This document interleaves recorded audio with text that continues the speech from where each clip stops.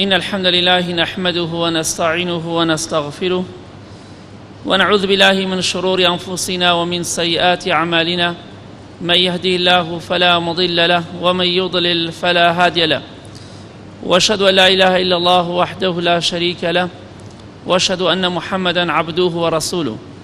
يا أيها الذين آمنوا اتقوا الله حق تقاته ولا تموتن إلا وأنتم مسلمون يا أيها الناس اتقوا ربكم الذي خلقكم من نفس واحدة وخلق منها زوجها وبث منهما رجالا كثيرا ونساء واتقوا الله الذي تساءلون به والأرحام إن الله كان عليكم رقيبا يا أيها الذين آمنوا اتقوا الله وقولوا قولا سديدا يصلح لكم أعمالكم ويغفر لكم ذنوبكم ومن يطع الله ورسوله فقد فاز فوزا عظيما أما بعد فإن أصدق الحديث كتاب الله وخير الهدي هدي محمد صلى الله عليه وآله وسلم وشر الأمور محدثاتها وكل محدثة بدعة وكل بدعة ضلالة وكل ضلالة في النار. لو تاری پێشودا 5 ئاەتمان تەفسیر کرد لە سوورەتی پیرۆزی ئەز-زومەر. بە یارمەتی خوای پەروەردگار بەردەوام ئەبین لە تەفسیرکردنی ئەو سوورەتە پیرۆزە،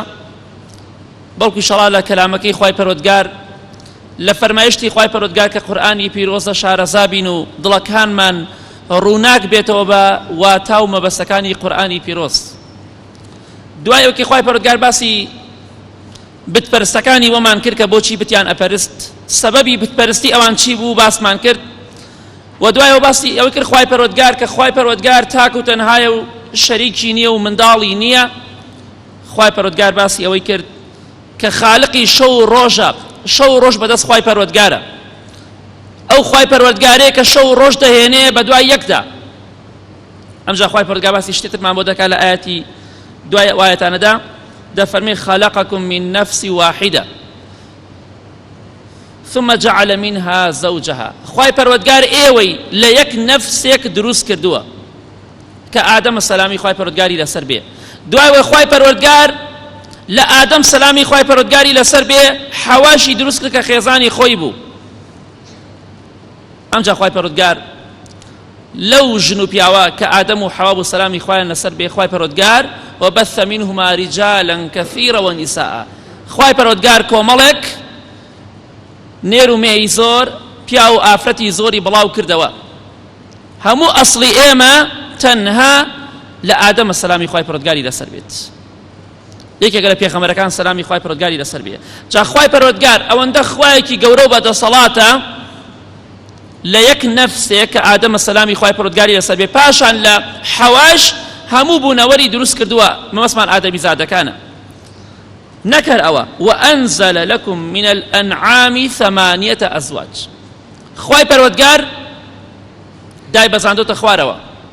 لە ئاژەڵەکان نێر و مێ، لە وشتر نێر و مێ هەیە، مەبەستی 8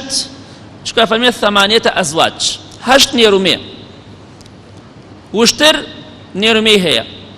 ڕەشەوڵاخ مانگا نێر و مێ هەیە. بە هەمان شێوە مەڕ و بزن 4 نێر 4 مێ دەکاتە 8. خوای پەروەردگار ئێوەی دروست کردووە، بە هەمان شێوە ئاژەڵەکانیشی دروست کردووە بە نێر و بە مێ، چونکە کاتێک کە خوای پەروەردگار ئەمری کرد بە نوح پێغەمبەر سەلامی خوای پەروەردگاری لەسەر بێ کە شتێکەی دروست کرد،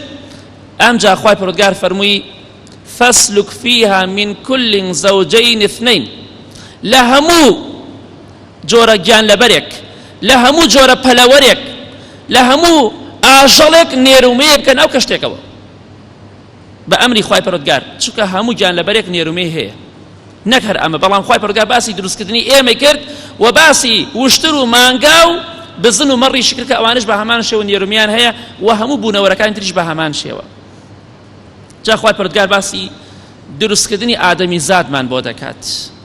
خالقی ئێمە بەس ئەڵڵایە. يخلقكم في بطون أمهاتكم خلقا من بعد خلق. خوای پەروەردگار دەفەرمێ من ئێوەم دروست کرد لەسکی دایکتانە، مەرحەلە بە مەرحەلە. لەوانەیە کەسێ پرسیار بکات چی پەیوەندیەک بە هەیە لە نێوان ئێمە و خۆڵدا، منها خلقناكم وفيها نعيدكم ومنها نخرجكم تارة أخرى. خوای پەروەردگار دەفەرمێ من ئێوەم لە خۆڵ دروست کردووە، لە قوڕ دروست کردووە. ئەگەر پرسیار بکەی لەو کەسانی کە شارەزاییان لە اختصاصیان هەیە دکتۆرەیان هێناوە دکتۆرا لە خۆڵە، ئەگەر پرسیار لەو کەسانە بکەی کە زۆر شارەزان دەڵێن زۆرێک لەو مادانەی کە لە خۆڵدا هەیە لە ئادەمیزادا هەیە، زۆر ڕەبتێکی بە قووەت لە نێوان خۆڵ و ئادەمیزادا هەیە لە پێکهاتەکانە. چونکە ئەسڵی هەموو ئینسانێک خوای گەورە دروستی کردووە لە ئاوی پیا و ژن، لەو مەنیە ئەو مەنیە کە دروستە بێ ئەو ئاوی پیا و ژنە ئەسڵەکەی لە خۆراک دروستە بێ. خۆراک لەکوێ دروستە بێ؟ لە زەوی، کەواتە ئەسڵی هەموو ئینسانێک هەر زەویە. ڕەبتێکی بە قووەت و بەهێز هەیە لە نێوان ئادەمیزاد و خۆڵدا. خوای پەروەردگار ئێوەی دروست کردووە لە سکی دایتانە مەرحەلە لە دوای مەرحەلە، ئاوێکە دوای دەبێتە خوێن، دوای دەبێتە پاچەی گۆشت، دوای خوای پەروەردگار ئەو گۆشتە ئێسقانی بۆ پەیدا دەکات، ئەو ئێسقانە بە گۆشت داپۆشێ، مەرحەلە لە دوای مەرحەلە. وقد خلقكم أطوارا، خوای پەروەردگار مەرحەلە بە مەرحەلە پلە بە پلە ئێوەی دروست کردووە ناو سکی دایتانە في ظلمات ثلاث. خوای پەروەردگار ئێوەی دروست کردووە لە سکی دایتانە بەڵام لە سێ تاریکیە، لە سێ تاریکیە. ئەو سێ تاریکیە چییە؟ ئیمامی تەبەری ڕەحمەتی خوای پەروەردگاری لێبێ بە ئیسنادێکی صحیح هێناوێتی لە ئیمامی مجاهیدەوە کە زانایەکی گەورەی تابعینە دەفەرمێت في ظلمات ثلاث قال البطن والرحم والمشيمة. ئەفەرمێ ئەو سێ تاریکی کە خوای پەروەردگار باسی کردووە ئادەمیزادمان دروست کردووە لە ناو سکی دایکی خۆیدا لە سێ تاریکیدا. تاریکی سکی ئەو ئافرەت ئەمە یەک، تاریکی مناڵدانی ئافرەت ئەمە دوو، تاریکی ئەو پەردەیە ئەوەی کە منداڵەکەی تێدایە، ئەو پەردەیە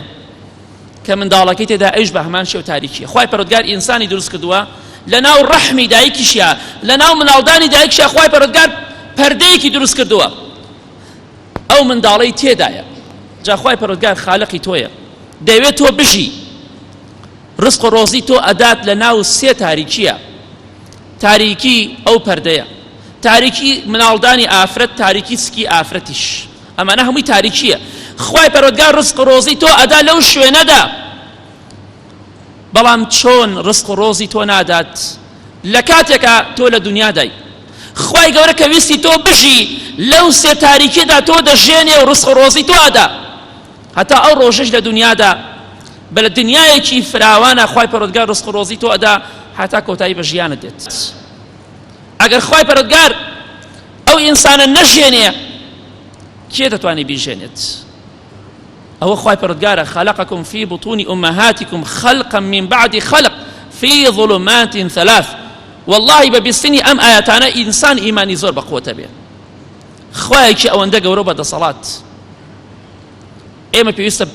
ملی بەندایەتی و سەری بەندایەتی خۆمان کەج بگەین بۆ پەروەردگاری خۆمان. خوایەکی ئەوەندە گەورە بەدەسەڵاتە لەم سێ تاریکێدا ئادەمیزادەکان دروست ئەکات لە ناو سکی دایکانە و لە ناو ڕەحم و لە ناو ئەو پەردەیەکە لە سکی دایکە و لە ڕەحمە دروست ئەبێت. في ظلمات ثلاث ذلكم الله ربكم. جا ئەو خوای پەروەردگارەی کە ئێوەی دروست کردووە بەو جۆرە هەر ئەو پەروەردگاری ئێوەیە، ئەو خالقی ئێوەیە، ئێوەی دروست کردووە، ئێوە دەژێنێ، ئێوە دەمرێنێ، ڕزق و ڕۆزی ئێوە ئەدات، ژیان و مردنی ئێوە بەدەست ئەو پەروەردگارەیە کە ئێوەی لە ناو سکی ئافرەتا دروست کردووە. ذلكم الله ربكم له الملك. هەموو مولک و دەسەڵاتێک هەر بۆ خوای پەروەردگارە. مالکی یوم الدینە. ئێمە زۆر جار دەیخوێنینەوە لە نوێژەکانماندا هەموو کاتێک لە زۆربەی ڕکاتەکانە ئەگەر جاهلی نەبێ و ئیمان بە دەنگی بەرز فاتحە دەخوێنی ئەو کاتە زۆربەمان نایخوێنین، چونکە خلافی تایە لە بین عولەمانە. ئاتەکە کاتێک ئیمام دەنگی بەرز کردەوە لە ڕکاتی یەکەم و دووەمە، یا لە نوێژی تەراویحە لە مزگەوتە، یا لە نوێژی جومعەدا، یا لە نوێژی بانیدا، دوور کاتەکەی مەغریب و عیشا، ئایا فاتحە بخوێنرێ یا نەخوێنرێ؟ خلافی تایە، بەڵام والله ئەعلم ئەو ڕێیە بەقوترە کە فاتحە نەخوێنی مادەم ئیمام دەنگ بەرز دەکاتەوە. بەڵام ئەو ڕکاتی ئیمام دەنگی بەرز نەکردەوە ئەبێ بیخوێنی ئەگەر نەیخوێنی نوێژەکەت بەتاڵە بێتەوە چونکە خوێندنی فاتحای ئیمان بۆ تۆشە بۆیە ئەگەر لێ تێک چوو نەتوانی مەیخوێنە ئامین بکە و گوێ بگرە ئێمە هەموو ڕۆژە دەڵێن مالیکیە و میددین خوای گەورە پاشای ڕۆژی قیامەتە لمن الملك اليوم لله الواحد القهار ڕۆژێک دەبێ خوای پەروەردگار بانگ دەکات لە ڕۆژی قیامەتە هەموو مڵک و سامانەکان بۆ کێ مایەوە ئەو مڵکەی خەڵکی شەڕیان نەکرد لەسەری بۆ کێ مایەوە لله الواحد القهار هیچ کەسێک نییە وەڵامی خوای پەروەردگار بداتەوە ئیلا خوای پەروەردگار خۆی دەفەرمێ بۆ خوایەکی پەروەردگاری تاک و تەنها ماوەتەوە ذلكم الله ربكم له الملك ملک هەمووی ملکی خوای پەروەردگارە خۆشمان ملکی خوای پەروەردگاری لا إله إلا هو فأنا تصرفون خوای پەروەردگار دەفەرمێ خوای گەورە تاک و تەنهایە و شەریکی نییە بەڵام خەڵکی بۆ واز ناهێنن لە خراپە و تاوان خەڵکی بۆ ناگەڕێنەوە بۆ لای خالقی خۆیان بیناسن و بەتەنها بیپەرستن ئەمایەتە پیرۆزە بەڵگەی لەسەرەوەی خالقی ئێمە خوای پەروەردگارە خوای پەروەردگار دوای ئەوەی کە باسی دروستکردنی ئادەمی زادەکان دەکات بانگەوازی ئێمە دەکات خالقی ئێوە تاک و تەنهایە لا إله إلا هو هیچ خوایەک نییە بە حەق شایستەی پەرستن بێ ئیلا ئەو نەبێت ئەوانەی کە خەڵکی سەجدەی بۆ بردن خەڵکی عیبادەتی بۆ ئەکردن خەڵکی قاچ و دەستی ماچ ئەکردن ئایا ئەوانە توانیوانە هەتا ئێستا مێرولێ دروست بکەن ئەوانە کەی خوان ئەوانە کەی شەریکی خوان ئەوانە کەی بەڕێوەبەری بوونەوەرن هەتا ئێمە بیان کەیمە شەریکی خوا و داوای یارمەتی لە بەندەیە بکەین لە ئێمە زەعیفترە و لە ئێمە تاوانبارتر و خراپترە ئینسانی عاقڵ و خواناس ئەو کەسانن کە خوای گەورە بە تاک و تەنها دەناسن شەریکی بۆ بڕیار نادەن هاوار لە غەیری خوا ناکەن بیر و باوەڕیان بە غەیری خوا نییە چونکە خوای پەروەردگار دەفەرمێت إن تكفروا فإن الله غني عنكم ئەگەر ئێوە هەمووتان کافر بن ئەی خەڵکینە هەر هەمووتان کافر بن هەمووتان بێدین بن هەمووتان شەریک بۆ خوا بڕیار بدەن هەمووتان دژایەتی خوا بکەن فإن الله غني عنكم خوا هیچ پێویستی بە ئێوە نییە وانەزانن خوای پەروەردگار پێویستی بە نوێژ و ڕۆژ و عیبادەتی ئێوەیە چونکە الله الصەمەد خوای گەورە سەمەدە پێویستی بە هیچ مەخلوقاتێک نییە بەڵام هەموو مەخلوقاتێک پێویستی بە عیلم و زانیاری و قدرەت و دەسەڵات و ڕزق و ڕۆزی خوای پەروەردگار هەیە ئێمە بەڕاستی پێویستمان بە خوای پەروەردگار هەیە لە هەموو شتێکە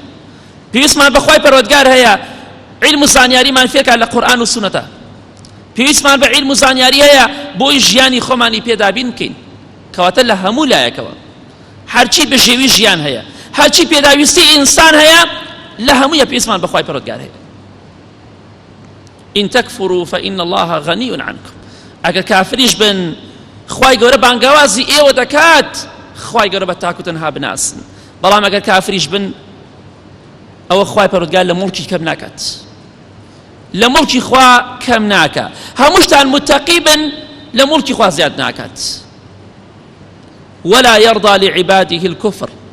خوای گەورە بە هیچ جۆرێک ڕازی نابێ بەندەکانی کوفر بکەن ڕازی نابێ بەندەکانی شەریکی بۆ بڕیار بدەن ئیمامی سودی بە ئیسنادێکی حەسەن هێناوێت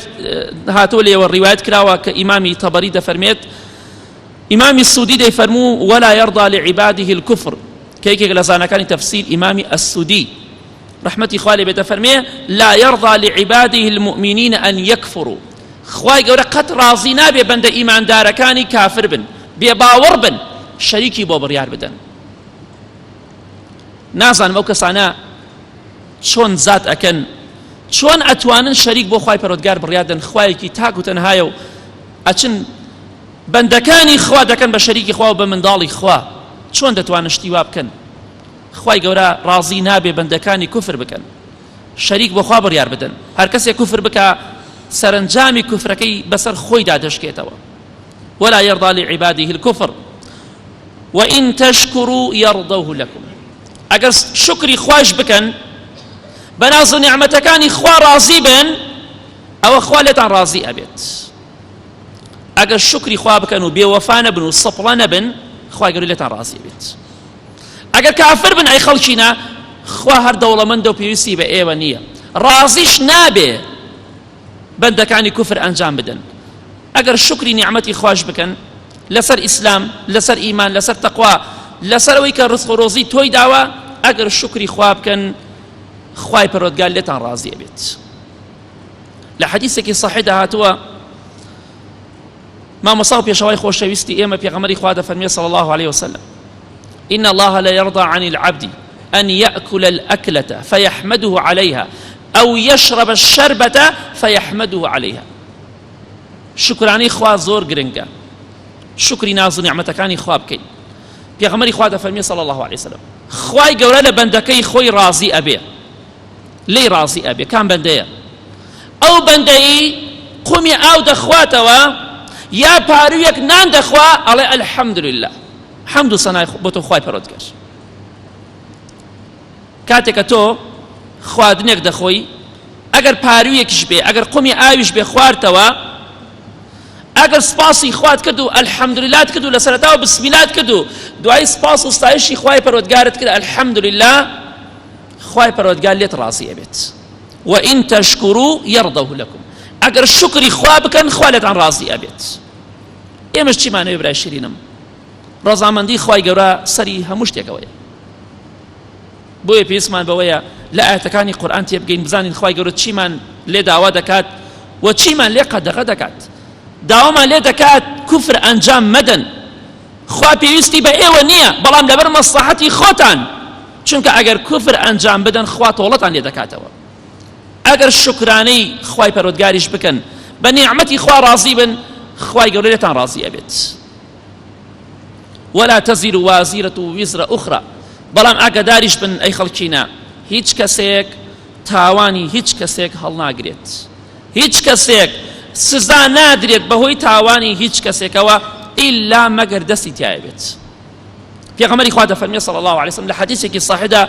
کە ئیمامی مسلم ڕیوایەتێکە ڕەحمەتی خوا لێ بێ دەفەرمێت پێغەمبەری خوا صلی الله عليه وسلم من دعا إلى هدى كان له من الأجر مثل أجور من تبعه لا ينقص ذلك من أجورهم شيئا. گوێرم حەدیثە بگرن. پێغەمبەری خۆشەویستمان دەفەرمێ صلی الله عليه وسلم هەر کەسێ بانگەوازی خەڵکی بکات بۆ کارێکی باش، بۆ هیدایەت، بۆ ئیمان، بۆ تەقوا، بۆ ناسینی خوای پەروەردگار، هەر کارێک باش بێت تۆ ڕێنمونی بکە بۆ سەر ڕێگای ڕاست. ئەگەر تۆ خەڵکی بانکەی بۆ سەر ڕێگایەکی چاک هیدایەت، ئەوە چەندێک کەس لەسەر ئەو ڕێگایە بڕۆن کە تۆ نیشانت داون تۆ بەتەنها بەقەد هەمووی خێرە دەستەکەوێت بەبێ ئەوەی خێری ئەوان کەم بکات. بۆ نمونە موسڵمانەکە تۆ بە خەڵکی بڵێ موسڵمانەکان وەرن بۆ نوێژی جەماعەت، هەموو نوێژە جەماعەت خێری حەجێکی. ئەگەر 1000 نەفەر بە قسەت بکە تۆ خێری 1000 حەج دەستەکەوێت. 10 نەفەر بە قسەت بکە خێری 10 حەج دەست ئەکەوێت. مليونێ خەڵ بە قسەت بکە خێری 1 ملیۆنی حەج بۆ نووسێ بەبێ ئەوەی خێری ئەو خەڵکەش کەم بکات لە هەموو فەرزێکە. 50 نەفەر بە قسەت بکە ئەم 50 نەفەرەکە دێت بۆ مزگەوت تۆ تەنها بەقەت ئەگەر بۆ خوا بیڵێ لەبەر خاتی ڕەزامەندی خوا بێ شەرت نییە هەر مامۆسای ئاینی بێ، غەیری مامۆسای ئاینیش دەتوانێت نەسیحەت و ئامۆژگاری خەڵکی بکات. بە نەفەرێکیش بڵێ زۆرە، چونکە ئەو نەفەرە ئەگەر بەهۆی تۆ گەڕایەوە ڕووی لە خوا کرد هەرچی کردەوەی بکە تۆ لەو کردەوە ئینشاڵڵا بەشدارە بیت. صدقەی جاریە بۆ تۆ لە دنیا و لە دوای مردنیشت. وپێغەمبەری خوا دەفەرمێ صلی الله عليه وسلم ومن دعا إلى ضلالة كان عليه من الإثم مثل آثام من تبعه لا ينقص ذلك من آثامهم شيئا. پێغەمبەری خوا دەفەرمێ صلی الله عليه وسلم هەر کەسێکیش بە پێچەوانەوە بانگەوازی خەڵکی بکا بۆ ڕێگایەکی خراپ، بۆ ڕێگایەکی گومڕایی، بۆ سەر لە شێواوی، بۆ بیدعا، بۆ خورافیات،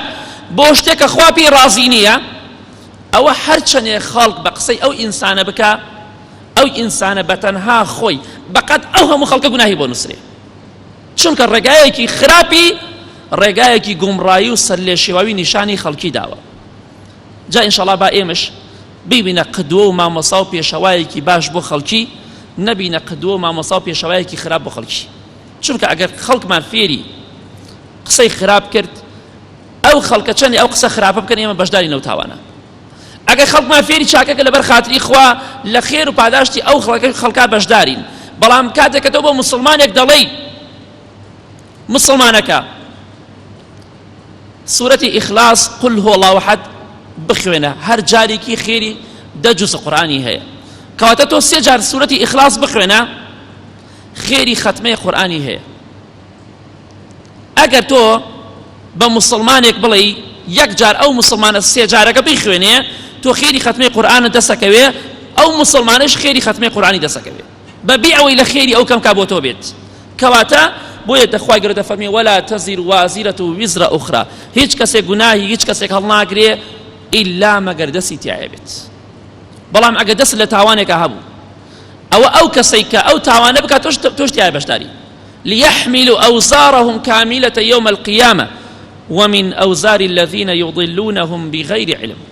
خوای گەورە دەفەرمێ لە ڕۆژی قیامەتا کافرەکان و بێباوەڕان زاڵمەکان و ستەمکاران تاوان و خراپەی خۆیان هەڵەگرن بە تەواوی بە کاملی خراپەکانی خۆیان هەڵەگرن ومن أوزار الذين يضلونهم بغير علم بەشێکیش لە تاوانی ئەو کەسانە هەڵەگرن بەبێ عیلم و زانیاری گومڕایان کردوونە بەڵام بەداخەوە کەسانێک زۆر هەیە لەم ڕۆژەدا بە ناوی دینیشەوە خەڵکان بەرەو گومڕایی و سەرلێشێواوی هەڵدێر دەبن خەڵکی فێری بیدعاکەن ئێمەڵێن مسلمانەکان ئەمە بیدعەیە لەولاوە کەسێکی تر سەریان لێ دەشێوێنێ دەڵێ ئەمە بیدعە نییە پێغەمبەری خوا کردوێتی ساڵسان نەخێر مامۆستا پێغەمبەری خوا صلی الله علیه وسلم بیدعەی کردووە نەخێر مەولونامەی کردووە نەخێر ئەی باشە بۆ خەڵکی بەرەو گومڕایی دەبەی بۆ خەڵکی بەرەو هەڵدێر دەبەی نابێتەوە شوێنی بیدعە بکەوی چونکە ئەو کەسانی کە بانگەوازی خەڵکی بۆ بیدعە دەکەن بەقەد ئەو هەموو خەڵکە گوناهیان بۆ دەنووسرێ بەتەنیا چونکە سەبەبێکن بۆی خەڵکی گومڕا بکەن لە هەموو بیدعەیەکە لە هەموو شتێکە کە مخالفەی سنەتی پێغەمبەری خوا بێ صلی الله علیه وسلم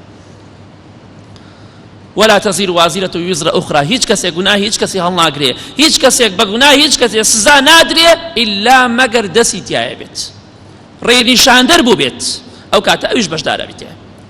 پێغەمبەری خوا دەفەرمێ صلی الله علیه وسلم یەکەم کەسێک کە خوێنی لەسەر زەویا ڕژان کێ بوو قابیل بوو خوای گەورە سۆتی مائیدە باسی دەکات قابیل هابیلی برای خۆی کوشت ڕەحمەتی خوای پەروەردگاری لێبێت یەکەم خوێنێ لەسەر زەویا ڕژاندی لە حەدیثێکی بوخاری داهاتۆ پێغەمبەری خوا دەفەرمێ صلی الله علیه وسلم هەتا ڕۆژی قیامەت چەندێ خەڵکی بکوژرێ هەتا ڕۆژی قیامەت بەشێک لەو گوناه و لەو قەتڵە لە ملی قابیلە چونکە یەکەم کەسێک بوو لەسەر زەویا خوێنی ڕژان بووە قدوەیەکی خراپ بۆ قاتیلەکان و پیاوکوژەکان لەبەر ئەوە هەتا ڕۆژی قیامەت چەندێ خەڵک بکوژرێ بەشێک لەو قەتڵە لە ملی قابیلە کەواتە هەر خراپێتەوە دەستی تۆی تیا بوو لە ناوی بەرە لە دنیادا تەبەڕای خۆتی لێ بکە چونکە ئەگەر وانەکەی هەر چەندێ خەڵک بە قسەی ئەو خراپەی تۆ بکە تۆ بەتەنیا بەقەت هەموو خەڵکی گوناهبار دەبی کە بە قسەی تۆ دەکەن ئەمجا خوای پەروەردگار دەفەرمێ ثم إلى ربكم مرجعكم گەڕانەوەی ئێوە بۆ لای خوای پەروەردگارە فينبئكم بما كنتم تعملون لە ڕۆژی قیامەتە خوای گەورە هەواڵتان پێ ئەدات سەبارەت بەوەی کە ئەنجامتان داوە إنه عليم بذات الصدور خوای گەورە عالمە بەوەی کە لە ناو دڵی ئینسانەکاندا شاراوەیە خوای گەورە هەڕەشەمان لێ دەکات إنه عليم بذات الصدور لێرەدا بوەستین إنه عليم بذات الصدور خوای گەورە عالمە زانایە بەوەی کە لە ناو دڵەکانمانە شاراوەیە بۆیە هیچ کەسێک لە ئێمە دڵی بەوە خۆش نەبێ خیانەت لە مسلمانێ بکات ناپاکی بەرامبەر بە مسلمانێک بکات چونکە خوای گەورە عالمە بەناو دڵی ئەو ئینسانەکە چی تێدایە لەبەر ئەوە گەر فێڵە من بکەی فێڵە ئینسانێک تریش بکەی ناتوانی فێڵە خوا بکەی خوا ناخەڵەتی يخادعون الله والذين آمنوا وما يخدعون إلا أنفسهم هەندێک کەسێ دەیانەوێت فێڵە خوا و ئیمانداران بکەن بەڵام فێڵە هیچ کەسێک ناکەن ئیلا نەفسی خۆیان نەبێت مادەم خوای پەروەردگار ئاگای ناو دڵەکانی ئێمە هەیە لەبەرەوە ئاگاداری ئەو خاڵە بین یەومە تubلى السەرائر ڕۆژێکە بێ ڕۆژی قیامەتە لەو ڕۆژەدا هەموو نهێنیەکان ئاشکرا دەبێت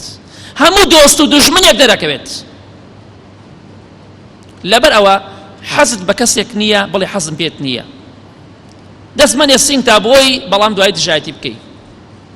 ئەو زۆر گرنگە ئاگاداری خۆمان بین کەسێکمان خۆشویست با لەبەر خاتی خوا خۆشمان بوێ ڕقمان لێ بوو لەبەر خاتری خوا ڕقمان لێ بێ نەک لەبەر پارە و پول و تەماح بەداخەوە مسلمانی وا هەیە دەڕۆیتە دوکانەکەی دەچێتە دوکانی مسلمانی شتێ دەکڕێ ئەگە شتەکەی نەداتێ لوتی لێ کات لەوێتە سەلامی لێ ناکات ئەمە تاوانی زۆر گەورەیە لەبەر خاتری شتێکی بەسیط ئامادەیە سەلام لە مسلمانێ نەکات فڵان شتم بەرێ ئەڵێ کاکە وەڵی ناتوان بدەمێ سەلامی لێ ناکات ئەمە بەڕاستی تاوانە ئەمە گوناهە ئەمە زۆر خەتەرە تۆ سەلام لە مسلمانێ نەکەی لە پێناو خوادا نا لە پێناو دنیادا خوا عالمە بەناو دڵەکەی تۆ چی لە ناو دڵی تۆ شاراوەیە خوای گەورە عالم پێکەواتە بە خۆت بچۆرەوە بە یەک ئاەت کۆتایی بە وتارەکە دەهێنین خوای پەروەردگار دەفەرمێ لەم سورەتە پیرۆزەدا وإذا مس الإنسان ضر دعا ربه منيبا إليه طبيعەتی ئینسان وایە ئەگەر خوای پەروەردگار تووشی بەڵاو موسیبەتێکی کرد تووشی ناخۆشیەکی کرد ئەوانەی کە ئیمانیان ضعیفە و خوای گەورەیان بەڕاستی نەناسیوە دەبینیت دعا ربه منيبا إليه یەکسەر دەگەڕێتەوە بۆ لای خوای پەروەردگار و هاوارەکە خوای گیان فریام کە و ڕەحمم لێ بکە چونکە لە تەنگانەدایە بەڵام ثم إذا خوله نعمة منه بەڵام دوایەوە خوای پەروەردگار نیعمەتێکی پێبەخشی لەو تەنگانەیە ڕزگاری کرد نسي ما كان يدعو إليه من قبل خوای لەبیر ئەچێتەوە کە پێشتر داوای یارمەتی لێ کردووە پێشتر داوای لە خوا کردو خوایە فریام کەوە کە خوا نیعمەتی بەسەرا ڕەژاند و موسیبەتەکەی لەسەری لابرد ئەمجا لەبیری ئەچێتەوە داوای یارمەتی لە کێ کردووە فإذا ركبوا في الفلك دعوا الله مخلصين له الدين فلما نجاهم إلى البر إذا هم يشركون كافركان طبيعتي أنوابو أقل ناو كشتيك أبونا ناو بحريك أبونا لشوينك أبونا ياخذ لتنغانيك أبونا يكسر تماشا دكي تنها داوای یارمەتیان لە خوا دەکرد دەیانزانی غەیری خوا لەو شوێنە سەختەدا فریان ناکرد بەڵام کاتێکە نەجاتیان هەبوو ئەڕۆشتنە وشکانی دووبارە شەریکیان بۆ خوا بڕیارەدایەوە ئینسانی دوور لە خوا ئەو تەبیعەتێتی لە کاتی تەنگانە ڕوو لە خوا دەکات بەڵام مسلمانی ئەمڕۆ مشریکەکان و بتپەرستەکان خوای گەورە باسی کافرەکان دەکات باسی بتپەرستەکان دەکات لە کاتی تەنگانەدا تەنها داوای یارمەتیان لە خوا کرد بتپەرست بوون مشریک بوون کافر بوون لە کاتی تەنگانەدا بەس داوای یارمەتیان لە خوا دەکرد بەڵام مسلمانی ئەمڕۆ داوای یارمەتی لە کێکە لە کاتی تەنگانە سیارەکەی لارە بێت و هاوارەکاتە قەبرێک ئەمە لە شیرکی کافرەکان خەتەرترە ئەمە شیرکە ئەمە شەریک بۆ خوا بڕیاردانە بتپەرستەکان لە کاتی تەنگانەدا هاوارن لە داروبەرد و بت نەئەکرد بەڵام تۆ لە کاتی تەنگانەشە داوای یارمەتی لە خوا ناکەی چەند جار گوێم لێ بۆ مسلمان لە کاتێکە ناو سیارە شتێکا بووە یا شتێکی توش بووە یەکسەر هاواری لە غەیری خوا کردووە ئەمە شیرکی گەورەیە ئەمە عیبادەت نییە بۆ خوا وەڵڵی هاوار لە داروبەرد و قەبر بکەی خوا لا ئیلاها ئیلەڵڵا قبول ناکە وەڵڵی لەسەر لا ئیلاها ئیلەڵڵا نامریت چونکە تۆ شەریکت بۆ خوا بڕیارداوە بۆیە دەفەرمێ وجعل لله أندادا ليضل عن سبيلي ئەمجا شەریک بۆ خوا بڕیارەدەن بۆ ئەوەی کە سیرێکی لە ڕێگای ڕاست لایەندا و گومڕابوونە سەریان لێ شێواوە قل تمتع بكفرك قليلا إنك من أصحاب النار خوای پەروەردگار دەفەرمێ ئەی پێغەمبەری خوا صلی الله عليه وسلم بەو کەسانە بڵێ بۆ خۆتان لەزەت وەرگن لە کوفری خۆتان لە خراپەی خۆتان کەمێ بۆ خۆتان لە دنیادا بژین بێگومان ئێوە ئەهلی جەهەنەمن چونکە شەریکتان بە خوا بڕیارداوە ئەم ئاەتە لەم ئاەتە کۆتایی بە وتارەکە دەهێنین ئەوەی کە فێری بووین لەم ئاەتەی ئاخرەوە ئەوەیە خوای گەورە باسی بێباوەڕانمان بۆ دەکات لە کاتی تەنگانەدا داوای یارمەتی لە خواکەن لە کاتی فەریحیە شەریک بۆ خوا بڕیارەدەن خوای گەورەش دەفەرمێ مادەم ئێوە حاڵتان ئاوایە لە کاتی فەریحیدا پشت لە خوا ئەکەن و داوای یارمەتی لە غەیری خوا ئەکەن ئەو کاتە ئاگادار بن